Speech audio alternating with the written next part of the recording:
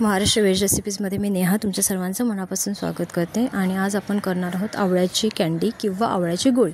तर यासाठी मी 300 ग्रॅम आवळे चांगले स्वच्छ धुवून कोरडे करून घेतले आहे आणि एका कुकरच्या डब्यामध्ये खाली कुकरमध्ये पाणी ठेवून चाळणीवर आवळे चांगले वाफवून घेणार आहे। 20 मिनिटाची वाफ आवळ्यांना दिल्यानंतर तुम्ही बघू शकता चाकूने कसे इझिली तडे जात आहेत त्याला, म्हणजेच आवळे थोडक्यात चांगले शिजलेले आहेत। तर आता हे आवळे मी चांगले गार होऊ देणार आहे।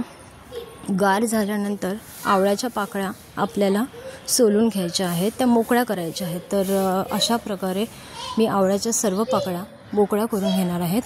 आणि त्यानंतर मी एक आलं पण किसून घेतलेलं आहे। ह्याच्यात जवळपास 2 टेबलस्पून मी आल्याचा वापर यासाठी केलेला आहे।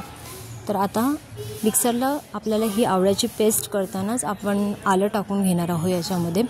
तर म्हणजे थोडक्यात आवळा आणि आलं हे एकजीव होऊन त्याची पेस्ट होऊ शकेल, या हेतूनेच मी ते एकत्र करत आहे। तर अशा प्रकारे मी आता आवळा आणि आल्याची पेस्ट करून घेतली आहे। आणि एका डिशमध्ये मी जवळपास 330 ग्रॅम गूळ बारीक चिरून घेतलेला आहे, अर्धवट चिरलेला आहे तुम्ही।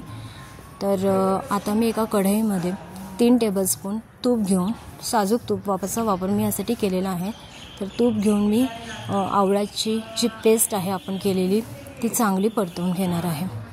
तर जवळपास 6 ते 7 मिनिटं मी आवळ्याची ही पेस्ट आहे ती चांगली परतवून घेतल्यानंतर याच्यात मी गूळ टाकणार आहे। आणि तुम्ही बघू शकता याला चांगलं हलवत राहायचं आहे आपल्याला, कारण आपण जर हलवलं नाही तर त्याला खाली लागण्याची शक्यता असते ती, म्हणून सारखं त्याला हलवत राहावं लागतं। तर अशाच प्रकारे 5 मिनिटानंतर मी याच्यामध्ये गूळ टाकून त्याची बारीक पेस्ट करून घेतली आहे।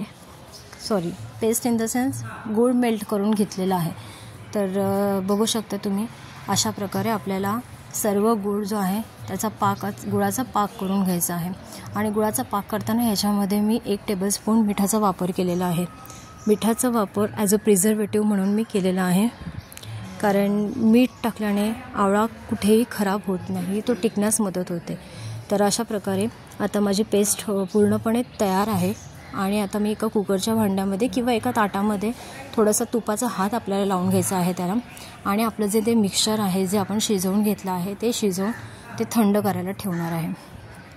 तुम्ही बघू शकता त्याला मी थोडंसं चमच्याने हलवत आहे, जेणेकरून ते मिश्रण थोडंसं थंड व्हावं या हेतूने।